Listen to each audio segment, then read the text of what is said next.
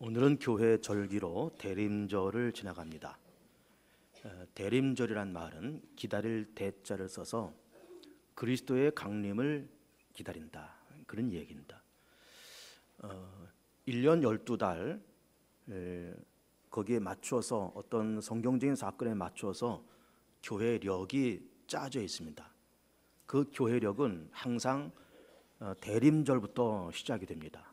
대림절, 그 다음에 성탄절, 그 다음에 1월 달에 주현절, 사순절, 종료주일, 부활주일, 성령 강림절, 그리고 가을에 추수감사절, 이렇게 그 절기가 쭉 진행되어 가면서 대림절이 교회 절기에 언제나 첫 번에 그렇게 옵니다.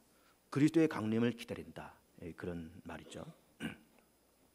대림절을 맞이하면서 우리가 무엇을 기다려야 될까라고 하는 것을 주제로 해서 말씀을 드립니다. 하나님은 세상을 창조하시고 또 인간을 창조하시면서 하나님께서 이 세상을 굽어 살피시면서 하나님의 주된 관심사가 무엇일까, 또 하나님께서 하시는 여러 사역 가운데서 주된 사역이 무엇일까, 이렇게 생각해 보면 그것은 언제나 죄에 빠진 인간을 구원해내는 것, 이것이 하나님의 주된 관심사다, 이렇게 볼 수가 있습니다. 죄에 빠진 인간을 어떻게 구원할 것인가.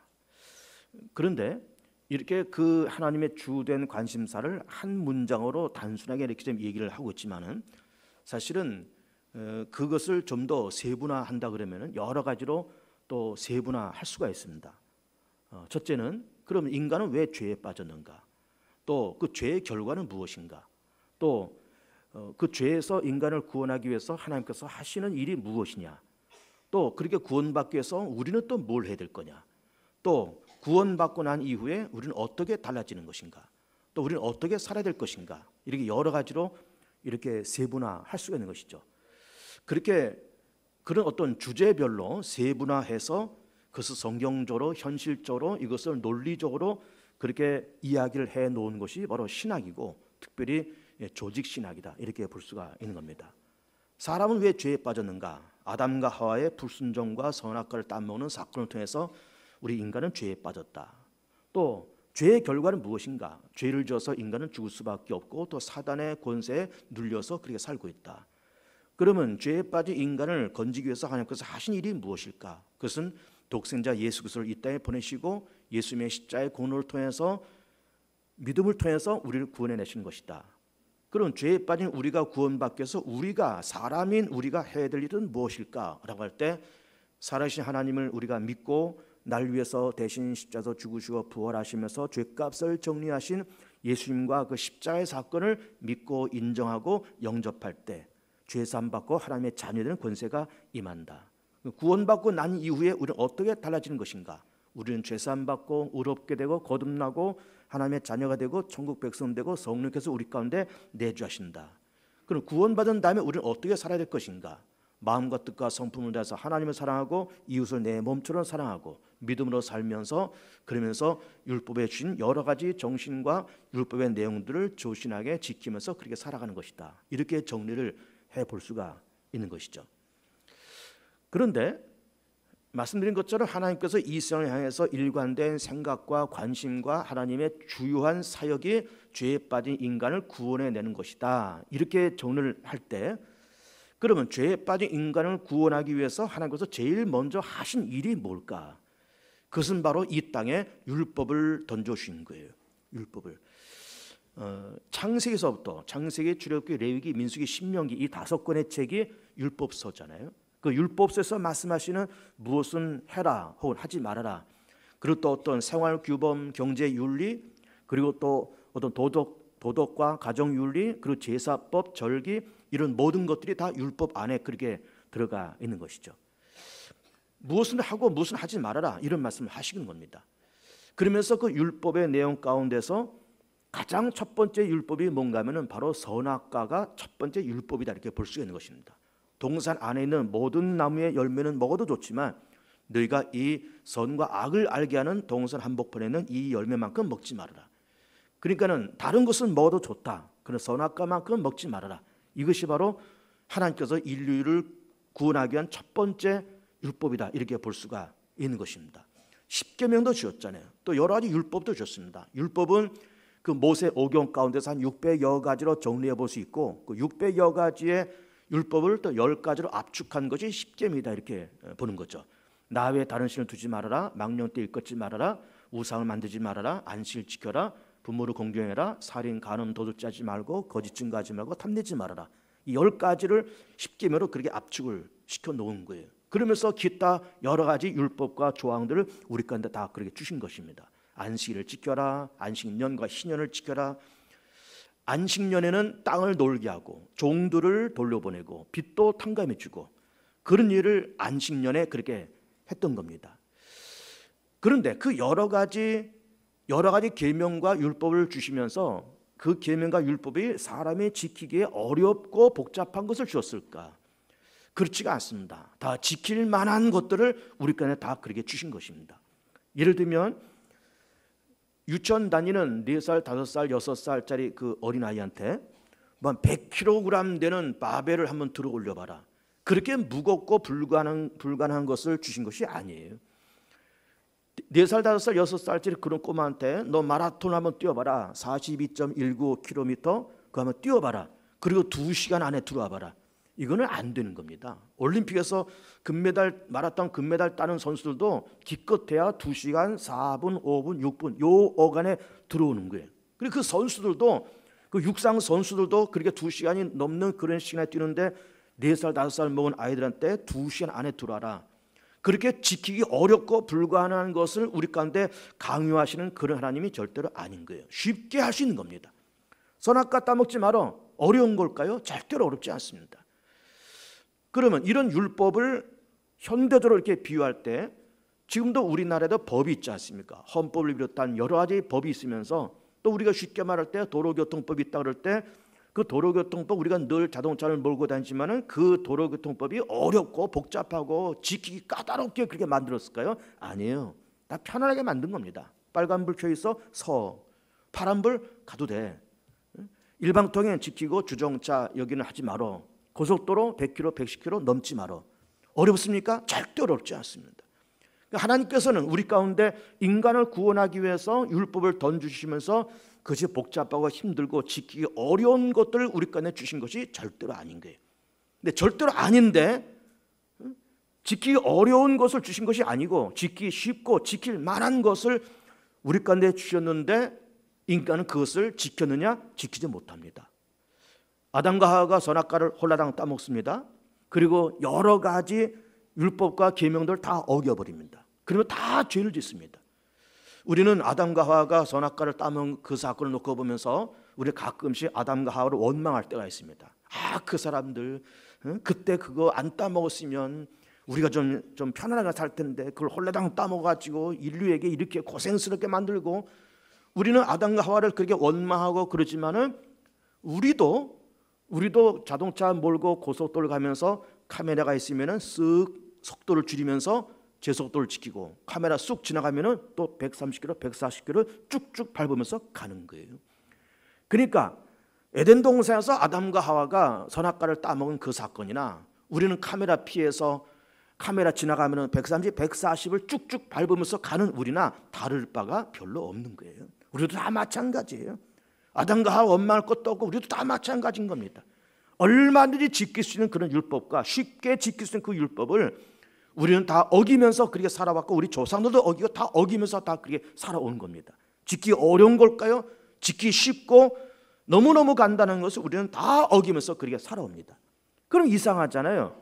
하나님이 세상을 구원하시러 율법을 주셨다? 이거부터가 이상한 겁니다. 하나님이 죄에 빠진 우리 인간을 구원하시려면 예를 들어서 물에 빠진 사람은 건지려면 구조 헬기를 띄워서 사다리를 내리고 구명 보트를 집어던지고 이래 될 텐데 하나님은 율법을 먼저 툭 던져주시는 거예요. 왜 그렇게 하셨을까? 거기는 중요한 이유가 있습니다. 말씀드린 것처럼 율법은 그렇게 어렵고 복잡한 것을 우리까지 주신 것이 아니었습니다. 능히 지킬 수 있는 것을, 쉽고 얼마든지 지킬 수 있는 것을 주셨는데 우리는 그것을 다 어기면서 살아와요. 110km 간다? 100km 간다? 어렵습니까? 무슨 대학을 나오고 무슨 석사 학위를 받아야 그걸 지킬 수 있는 걸까요? 뭐 외국에 가서 뭐 유명한 대학에 박사학위를 뭐 고생고생해서 따와야 뭐 토익 점수, 토플 점수 만점을 받아야 지킬 수 있는 것일까요? 아니에요. 그거는 평범한 이성을 갖고 있는 사람은 다 지킬 수 있는 거예요. 그런데 우리는 그걸 못 지켜요. 못 지키고 안 지킵니다. 왜 못 지키고 안 지킬까? 우리의 욕심과 우리의 어리석음과 우리의 연약함 때문에 그걸 못 지키는 거예요. 난 못 지킵니다. 선악과 따먹는 거 얼마든지 아담과 하와가 그것을 절제하면서 다른 것을 따먹으면서 선악과를 안 따먹으면 될 텐데 그들의 어리석음과 그들의 연약함과 그들의 욕심 때문에 그걸 어기고 마는 거예요. 어기고 맙니다. 이스라엘 민족이 출애굽했을 때가 주전 1400년이에요. 그리고 가나안 땅을 정복하잖아요. 여호수아 시대에 가나안 땅을 정복합니다. 그러면서 그 가나안 땅을 지파별로 다 나눠줬습니다. 여기는 아셀 지파, 여기는 갓 지파, 여기는 에브라임 지파. 땅을 골고루 인구수에 맞게, 인구가 많으면 좀 넓게, 인구가 적으면 좀 적게 다 골고루 이렇게 나눠줬습니다. 그런데 좀 이렇게 하다 보니까는 어떤 지파는 땅을 팔아먹기도 하고 어떤 지파는 또 사기도 하고 그러면서 이게 땅이 움직이는 거예요. 땅이 경계석이 움직이는 겁니다. 그래서 하나님께서 그렇게 하지 말고 경계석을 갖다 이렇게 심어놔라 이렇게 말씀. 경계표를 심어놔라. 그런데 여기에는 우리 땅 이 경계석을 넘으면 너희 땅, 이 경계석을 이렇게 세워놨는데 이거 옮기지 말라 그랬거든요. 이 옮기지 말라고 하는 거는 서로 간의 재산을 보호하고 서로의 재산을 침범하지 않는 차원에서 이 경계표를 옮기지 말라 이렇게 말씀하시는데, 그런데 이거를 많은 사람들이 어기는 거예요.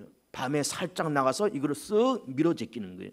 예를 들어서 경계석이 여기 있는데 밤에 몰래 이것을 한 2, 3m 쑥 옮겨봐요. 2, 3m면은 이게 100m라 그러면은 이게 몇십 평이 되는 거예요. 이게 뭐 이게 몇십 평도 가능하고 몇백 평도 가능하고 쑥 한번 밀면 그런 땅이 없어지기도 하고 생기기도 하고 그런 겁니다. 근데 그런 일들이 구약 시대 때 빈번하게 일어났다는 거예요. 빈번하게. 안식년에 종을 놔주고 빚도 탕감해 주라 그랬습니다. 누군가 나한테 돈을 빌려갔어요. 그러면 1년서부터 6년까지는 그냥 놔두고 7년째 되는 해에는 이거를 탕감해 주게 되어 있습니다. 종도 내가 어떻게 해서 저 사람의 집안의 자식들을 종으로 이렇게 데려다 썼으면은 1년, 2년, 3년, 4년, 5년, 6년째 부려먹고 7년째는 도로 놔줘야 돼요. 유대 사회는 그렇게 되게 됐어요. 7년째는 종도 빚도 다 탕감해주고 다 면제년에 면제. 안식년이면서 동시에 면제년. 다 모든 것을 면제준다 이거. 빚도 면제주고 종살이도 면제주고. 그래서 면제년이에요. 성경에 면제라 나왔어요. 면제. 그런데 이 면제를 이 사람들이 제대로 지켰을까? 제대로 안 지키는 겁니다. 그러면 왜 안 지켰을까? 그것도 역시 욕심과 어리석음과 연약함 때문에 그러는 거예요. 예를 들어서 채권자가 있고 채무자가 있습니다. 그럼 7년째 되는 해에 채권자는 채무자한테 빚을 면제해 줘야 돼요. 탕감해 줘야 됩니다. 근데 안 해주는 거예요. 그러면 채권자와 채무자 간에 우리 흔히 말하는 가불의 관계를 얘기할 때 채권자는 갑이고 채무자는 을이 있잖아요. 채권자는 가진 자고 채무자는 못 가진 자잖아요. 그래서 채권자가 예를 들어서 이 사람이 재산이 100억 있다고 쳐보세요. 그리고 나한테 채무를 진 사람이 1000만 원을 채무를 진 사람이 있다고 쳐보세요. 그러면 7년째 되는 해에 이거를 면제해 줘야 되는데 이걸 면제를 못 하는 거예요. 100억의 재산이 있는 사람이 1000만 원을 탕감을 못 해주는 거예요. 이건 어떻게 생각합니까? 우리 평범하게 생각할 때 야, 그 100억의 재산이 있는 사람이 1000만 원 정도는 탕감해 주지. 그거 말고 100만 원 빚진 사람한테 100억의 재산이 있는 사람이 그 100만 원 탕감해 주지. 뭐 2, 30만 원 빚진 거 그냥 탕감해 주고는 없던 걸로 하지. 그런데 실제로 들어가 보면 이걸 못하는 거예요. 왜 못할까? 욕심과 어리석음과 연약함 때문에 그렇습니다. 그러니까는 하나님은 이 세상을 구원하시기 위해서 율법을 던져오십니다. 그 율법을 지키기 쉽고 얼마나 지킬 수 있는 것을 주셨지만은 인간의 어리석음과 연약함과 욕심 때문에 이걸 못 지킨다. 못 지킨다. 그러면 못 지켰으면 인간은 하나님께서 원하시는 수준보다 인간은 모자라고 미달이고 도달하지 못하고 그러면서 하나님 앞에 죄인이고 율법 앞에 죄인이고 나 자신 앞에 죄인이고 그러면서 그 율법을 통해서 우리 어리석음과 우리 연약함과 우리의 죄됨을 깨닫게 되는 거예요. 무엇을 통해서? 율법을 통해서 깨닫게 되는 겁니다. 그러면 깨달은 그 죄를 가지고 이제는 그리스도 앞에 나가서 내 죄와 내 허물을 대신 담당하시고 십자가로 죽으시고 부활하신 그리스도 앞에 나가서 이 죄를 다 쏟아놓고 주님 그렇습니다. 하나님께서 우리에게 이런 율법 저런 계명 이런 이런 모든 절기와 제사법을 다 그렇게 주셨지만은 능히 지킬 수 있지만 정상적인 이성이 있는 사람 같으면 능히 다 지킬 수 있는 것이지만은 내가 이렇게 못 지켰습니다. 이렇게 안 지켰습니다. 이렇게 내가 범법했습니다. 내가 죄인입니다. 내가 연약합니다. 내가 어리석습니다. 내가 욕심 많은 죄인입니다. 라고 예수 앞에 나와서 자복하고 회개하면 저는 미쁘시고 의로우사 우리 죄를 사하시고 그러면서 흰눈까지 양털까지 씻겨오시면서 우리를 의롭게 거듭나면서 우리를 하나님의 백성을 그렇게 만들어 주시는 거예요. 그러니까는 하나님이 세상을 구원하시려고 구조 헬기 타고 보트를 집어던지고 구명정을 집어던진 것이 아니라 율법을 집어던졌다. 왜 집어던졌을까? 하나님께서 원하시는 수준의 인간은 너무나 연약하고 어리석고 그리고 인간은 욕심 많은 존재라고 하는 것을 그 율법을 통해서 발견하고 발견된 그걸 가지고 들고서 예수 앞에 나가서 자복하고 회개하고 죄산받고 거듭나고 그러고 난 다음에 거듭나서 하나님의 자녀 된 다음에 이제는 됐다라고 이렇게 맹놓고 사는 것이 아니라 다시 율법으로 회귀해서 율법으로 다시 돌아가서 구원받는 자의 삶의 도리가 아닌 이제는 믿는 자가 구원받은 사람이 능히 감당해야 될 그런 삶의 지침이고 삶의 윤리고 삶의 도덕 차원으로서 그 율법을 지키면서 살아간다라고 하는 것입니다. 그런데 구원이라는 것은 어느 날 갑자기 십자가가 내려온 것이 아니고 어느 날 갑자기 예수님께서 이 땅에 오신 것이 아니고 창세기서부터 말라기까지 맹맥히 구약의 율법의 사상이 그렇게 내려오고 있는 거예요. 그러면서 율법 앞에 능히 지킬 수 있는 정상적인 이성을 갖고 있는 사람 같으면 능히 지킬 수 있는 그 간단한 율법조차도 어기는 인간의 어리석음, 인간의 연약함, 인간의 욕심 많음, 이거를 율법이 폭로하고 우리는 폭로된 그 죄를 예수 앞에 나가서 죄산받고 거듭나서 다시 율법으로 유턴해서 이제는 믿는 자로서 구원받은 자로서의 삶의 규범과 윤리와 도덕 차원에서 율법을 지켜나간다라고 하는 것입니다. 율법으로 시작해서 다시 율법으로 끝나는 거예요. 그런데 그 중간에는 예수 그리스도의 십자가가 있는 것이죠. 그것을 여러분들이 기억하시면서 본문을 이제 보시겠습니다. 갈라디아서 4장을 보시면 내가 또 말하노니 유업을 이을 자가 모든 것의 주인이나 유업을 이을 자가 누굴까요? 우리입니다. 무엇을 유업으로 이어받는다는 걸까요? 하나님의 나라. 하나님의 나라를 유업으로 이어받을 자가 우리가 모든 것의 주인이다. 우리가 하나님 나라에 들어가면 하나님 나라의 주인이다 이 말이에요. 모든 것의 주인이지만 어렸을 동안에는 종과 다름이 없어서 그 아버지가 정한 때까지 후견인과 청지 아래 있나니 우리가 하나님의 자녀고 천국을 유업으로 받을 자지만 우리 아직 어리다 이거예요. 어려서 일단은 후견인 밑에 우리를 놔뒀는데 그 후견인이 누구냐? 율법이라는 거죠. 그래서 3절에 이와 같이 우리도 어렸을 때 이 세상의 초등학문 아래에 있어서 종노릇하 했더니 초등학문 율법을 말합니다. 초등학문이 율법 밑에서 우리가 종노릇하며 살았다 이게. 율법을 지키려고 애를 썼고 계명을 지키려고 애를 썼고 제사법과 절기를 지키려고 애를 썼고 사실 지키지도 못하면서 거기 있었는데 4절 보면 때가 참에 오늘 설교 제목입니다. 때가 참에 무슨 때가 찼을까요? 하나님께서 인간을 구원하시려고 먼저 율법을 던져주셨는데 그 간단한 율법 지키기에 너무 쉬운 그 율법조차도 어기면서 욕심 사납게 살고 어리석게 살고 연약하게 살아가는 그 모습을 하나님께서 지켜보시면서 더 이상 안 되겠다라는 그 생각, 그 때가 찼다는 거예요. 이제 안 되겠다, 때가 찼다. 때가 차서 하나님의 그 아들 보내서 예수님을 보내셨다는 거죠. 여자에게서 나게 하시고 동정녀 마리아에게서 나게 하시고 율법 아래 나게 하신 것은 율법 아래 있는 자들을 성령하시고 우리로 아들의 명분을 얻게 하려 하심이라. 너희가 아들임으로 하나님이 그 아들의 영, 성령이죠. 성령 우리 마음껏에 보내사 전능하신 하나님을 아빠 아버지라 부르게 하셨느니라. 그러므로 내가 이후로는 종이 아니요 아들이니. 여기서 종이 아니오라는 말은 율법에 얽매여서 율법에 끌려다니는 그런 종이 아니다 이 말이에요. 이제 아들이다. 아들이면 하나님으로 말미암아 유업을 받을 자니라. 이런 말씀을 하시고 있는 겁니다. 이제 저를 보세요. 오늘 설교의 제목은 때가 참이란 그런 말이에요. 오늘 설교 본문에 있듯이 4장 4절에서 때가 참에 하나님께서 인간을 구원하시려고 제일 먼저 하신 것이 율법을 던져주신 거라고 했습니다.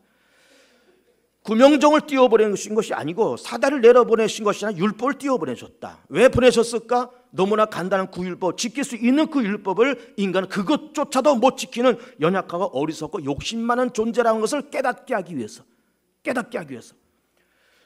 그러면서 때가 찼습니다. 율법을 지키라고 던져줬지만 율법조차도 지키지 못하고 그러면서 허우적거리는 그 인생을 바라보시면서 이제는 때가 됐다. 때가 됐다. 이제는 내 아들 예수를 통해서 세상을 구원하고 내 아들 예수의 십자가의 공로를 통해서 죄를 면제받고 사망 권세 사단의 권세를 면제받고 믿는 자로 하여금 구원을 주자라고 하는 그 하나님의 역사와 하나님의 작정하심의 때가 왔다는 거죠. 그 때가 왔다는 겁니다. 자, 하나님은 세상을 창조하시면서 세상을 구원하시기 위해서 먼저 율법을 던져주셨다 했습니다. 그래서 이제는 율법까지는 안 되겠다. 율법으로 헤매는 인류를 더 이상 방치하면 안 되겠다. 그러면서 꾸준히 참으시다가 이제는 때가 다 되매, 참는 것이 끝나매, 이제는 구원의 때가 임함에 예수가 이 땅에 오실 때가 됐음에 그래서 예수를 이 땅에 보내셨다. 이런 말씀을 하시고 있는 거예요. 이런 말씀.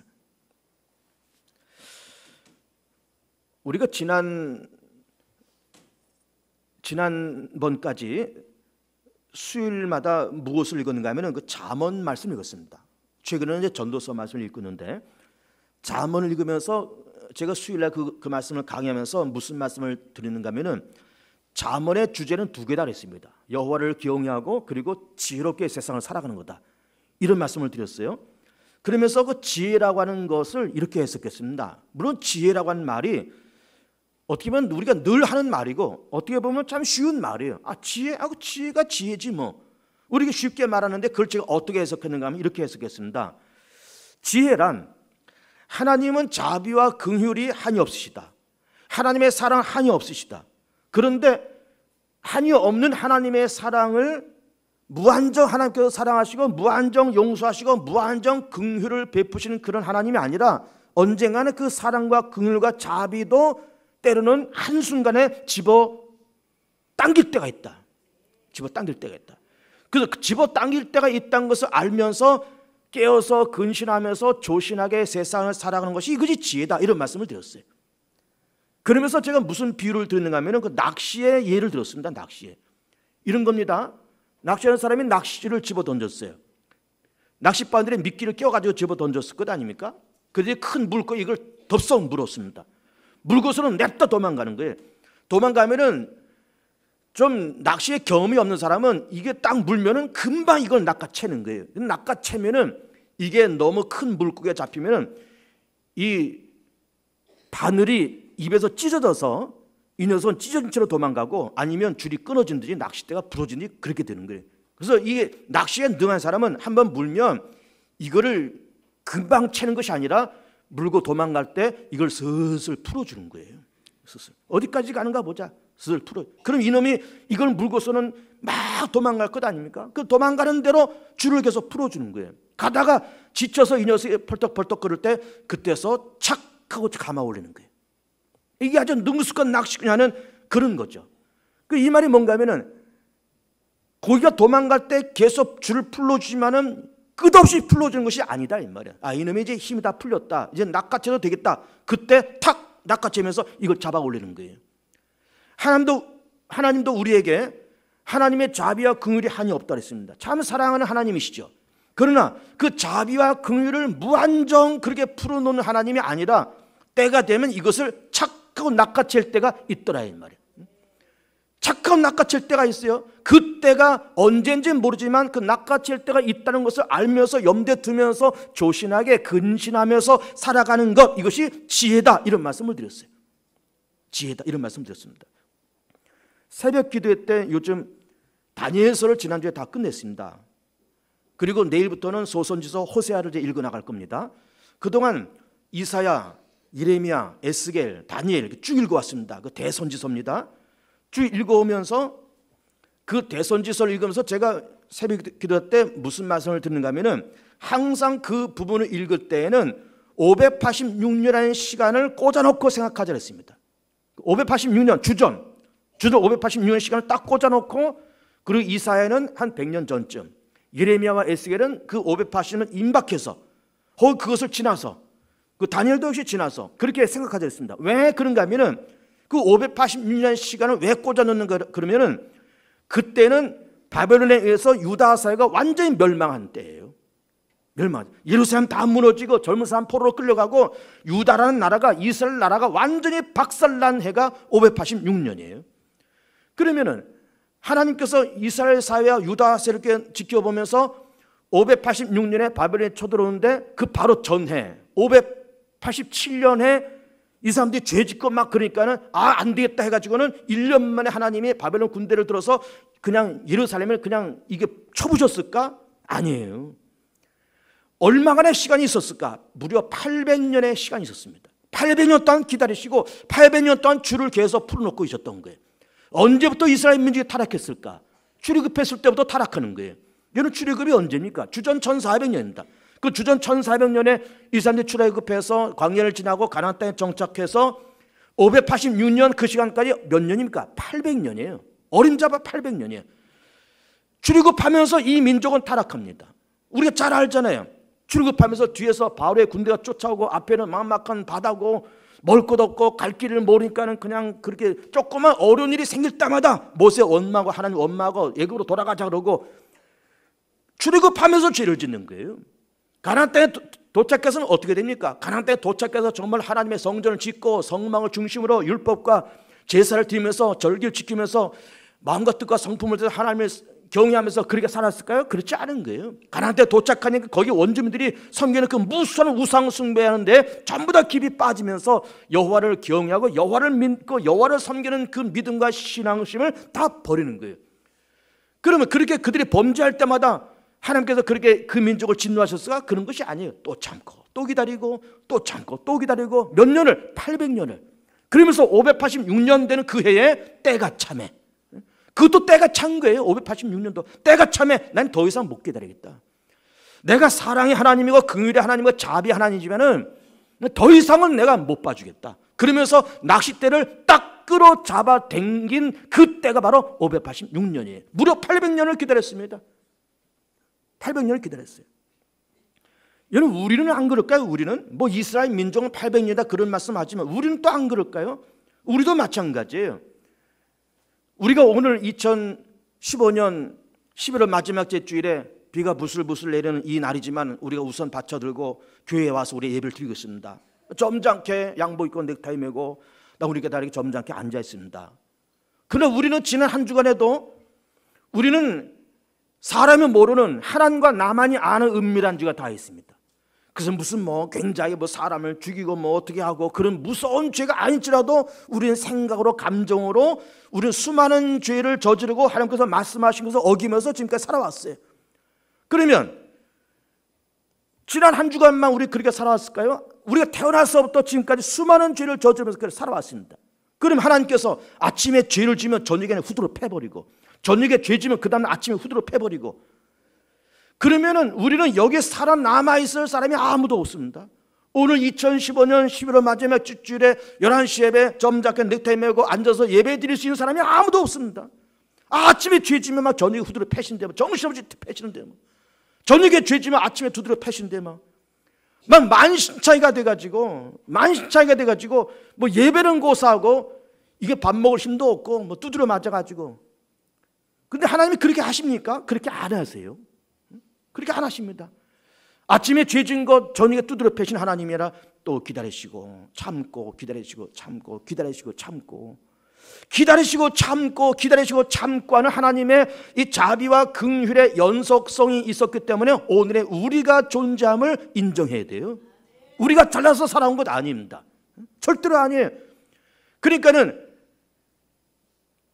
우리는 그렇게 살아왔지만 그러나 하나님께서 그렇게 자비와 긍휼의 낚싯줄을 계속 풀어놨기 때문에 우리가 이렇게 살아왔지만 그러나 언젠가는 하나님께서 이스라엘 민족을 586년에 그 낚싯대를 건져 올렸듯이 나라고 하는 인생도 언젠가는 그 낚싯대 줄을 딱 잡아 당길 때가 있다라고 하는 것을 알면서 예측하면서 조신하게 살아가는 것이 이것이 바로 뭐냐? 이것이 바로 지혜인 거예요.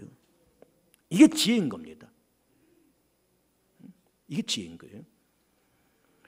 그러니까는 세상에는 모든 것이 다 때가 있는 거예요. 다 기한이 차면 이제는 더 이상 안 되겠다. 586년 더 이상 안 되겠다. 딱 잡아채고 어떻게 보면은 우리도 이렇게 지나오면서 아침에 지은 죄 때문에 저녁에 후드로 패시고, 저녁에 지은 죄 아침에 후드로 패시고, 그런 하나님이 아니지만은 또 기다리시고 또 참고 계속 낚시를 풀어놔서 우리 지금까지 살아왔지만, 더 이상 안 되겠다라고 낚시줄을 딱 잡아챌 때가 언젠가는 있겠지라고 생각하면서 참 경건함 속에 조신하게 세상을 살아가는 그런 마음, 그런 생각, 그런 결단, 그런 눈치, 이게 지혜예요.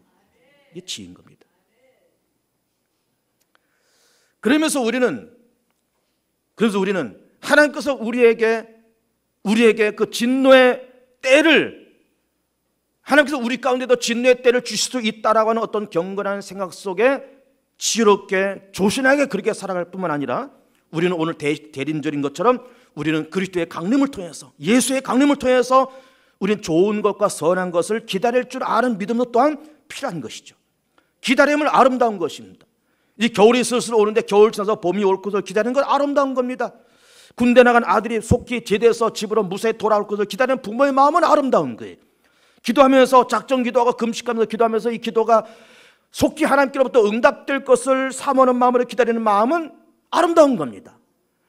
그리스도의 강림하심과 우리 하나님의 선하신 응답 속에 가정이 잘 되고, 사업장이 잘 되고, 자녀들 잘 되고, 교회가 잘 되고, 나라의 민족의 정치, 경제, 질서가 잡혀가면서 안정된 사회, 안정된 국가, 안정된 교회, 안정된 가정이 되기를 기다리는 그 마음은 아름다운 겁니다. 그리스도의 강림을 통해서 이 땅에 죄가 사라지고 사망 권세가 사라지고 사단의 권세가 물러나가면서 하나님의 거룩한 나라가 임재할 것을 기다리는 그 마음은 아름다운 마음이에요. 하나님이여 내 마음껏 하나님의 나라를 임재케 해주옵소서. 교회 안에 하나님의 나라가 임재하길 원하고, 나라 민족과 이 세계 속에 하나님의 나라가 임재하길 원한다라고 사모하면서 기다리는 그 마음은 아름다운 마음인 거예요. 아름다운 마음인 것입니다. 대림절을 지나가면서 그리스도의 강림을 사모하고 하나님의 나라가 우리 가운데 임하기를 사모하고, 그리고 동시에 하나님께서 언젠가 이 낚시줄을 걷어 올릴 때가 있다는 것을 알면서 조신하게 세상을 살아가는 우리의 믿음과 우리의 깨달음과 우리의 근신함이 동시에 있으면서, 그러면서 그리스도의 강림을 기다리고 응답을 기다리고 하나님의 나라가 우리 가정과 교회와 나라 민족 가운데 세계 가운데 하나님의 나라가 임할 것을 사모하고 기다리면서 이 아름다운 주간을 지나가면서 성탄절 그리스도께서 강림하실 때 정말로 그리스도를 통한 응답, 그리스도를 통한 치유, 그리스도를 통한 회복, 그리스도를 통한 생명의 역사가 우리 모두에게 왕성하게 활발하게 그렇게 일어나게 되기를 주의 이름으로 축복하며 축원을 드립니다.